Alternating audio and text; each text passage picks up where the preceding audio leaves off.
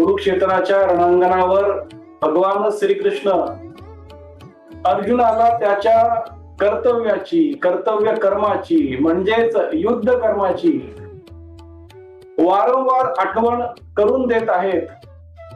अर्जुनाचा त्याच्या जीवनाबद्दलचा दृष्टिकोन, आत्मविश्वास वाढवत आहेत आणि अर्जुनाला एक गुरु म्हणून, भगवंत म्हणून प्रोत्साहन देत आहेत.